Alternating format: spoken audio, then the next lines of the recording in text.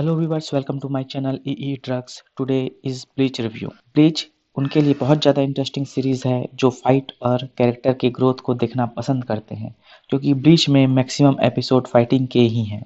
और non fighting episode को एक वर्ड में डिस्क्राइब करना हो तो वह वर्ड है बोरिंग। उसके ऊपर सीन्स को जानबूझकर फनी बनाया गया है। ब्लीच सीरीज को पहले दो भाग में बांट लेते हैं, पार्ट 1 सीजन 1 to 16, दूसरा पार्ट सीजन 17 जो 10 साल के बाद एयर हुआ है। सीजन 1 से सीजन 16 अक्टूबर 2004 से मार्च 2012 के बीच एयर हुए थे, जिसमें 366 एपिसोड हैं। सीजन 17 जुलाई 2022 से एयर हो रहे हैं, जिसमें 13 फिर 13 और 14 ऐसे करके 40 एपिसोड दिसंबर 2024 तक एयर हो चुके हैं। सीजन 1 से सीजन 16 के समय में 4 बहुत बेहतरीन फ़िल्में आई हैं, जिनके प्लॉट सीरीज़ के प्लॉट से ज़्यादा इंटरेस्टिंग हैं।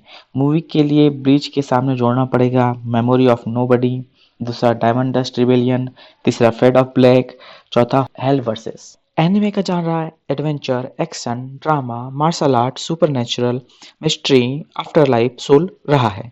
थीम की बात कर लें, short fight, high stick games, combat, military, mythology, super power. Anime में दिखाया गया इमेजिनरी टाउन कारेगुरा हमारे ही वर्ल्ड में है, पर इस एनीमे में मल्टी वर्ल्ड, जिसमें पहला वर्ल्ड है सोल सोसाइटी, जहां मरने के बाद ह्यूमंस जाते हैं। ह्यूमंस जो क्रिमिनल होते हैं वो मरने के बाद अंडर वर्ल्ड में जाते हैं, जो एक सेकेंड वर्ल्ड है। नाउ थर्ड वर्ल्ड की अगर बात करें तो वो है हाकुमुंडो, जहाँ एनिमे के मेन विलन रहते हैं। हाकुमुंडो वो वर्ल्ड है जहाँ हॉलो रहते हैं। ये एक ऐसी ह्यूमन सोल्स हैं जो पूरी तरीके से करप्ट हो जाती हैं, जिसके रीज़न एनिमे में बताए गए हैं। ये करप्ट सोल अपनी हंगर को शांत करने के लिए अदर सोल्स को खाती हैं, चाहे वो कहीं भी हो और चाहे वो जिसकी भी हो।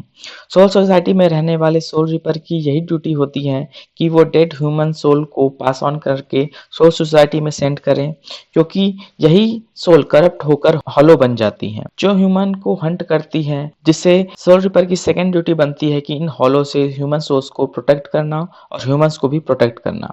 सोल सोसाइटी में मिलिट्री कोड चलता है, जिसे सोल रिपर्स फॉलो करते हैं। मेन कैरेक्टर क्या है वो समझने के लिए आपको पूरी सीरीज देखनी पड़ेगी, पर अभी के लिए जान लीजिए कि मेन कैरेक्टर एक शिनिगामी है, जो जापानीज वर्ड है डेथ गॉड या सोल रिपर के लिए।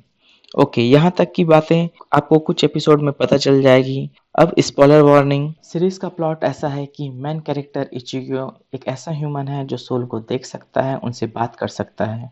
वन नाइट एक सोल रिपर रुक या कुछ की ड्यूटी के लिए टाउन में आती है। मजबूरी में मेन कैरेक्टर को सोल रिपर पावर ट्रांसफर करती है। इस तरह इचिगो की पावर अवेकन हो जाती है। नाउ मेन कैरेक्टर एक स्कूल स्टूडेंट होने के साथ साथ सोल रिपर भी हैं। सीरीज में लगभग हर सीजन में एक आर्क है और कुछ आर्क पार्ट में है, तो ये 1 या 2 सीजन में दिखाए गए हैं।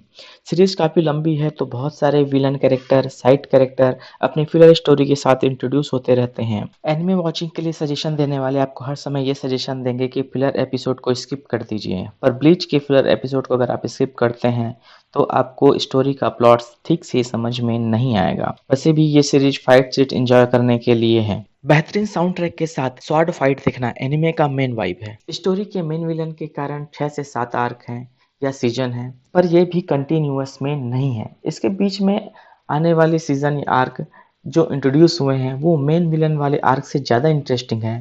प्लॉट को बताने और समझाने में ये एनिमे पीछे है। बहुत सारे आंसर अभी भी नहीं बताए गए हैं। सीरीज डब या सब दोनों में ही मज़ेदार है, पर एक का सिलेक्शन करके दूसरे को एक्सचेंज करके दूसरी बार देखने के लिए ये सीरीज बिल्कुल नहीं। So that is the bleach series review. Comment section open for any suggestion. Sorry इतने देर में वीडियो डालने के लिए, कुछ रीजन की वजह से मैं वीडियो नहीं बना पा रहा था, बट आपके गुड विशेष के साथ मैं दोबारा इस चैनल में कंटिन्यू वीडियो डाल पाऊँ। For more anime content subscribe my channel E drugs. Thank you.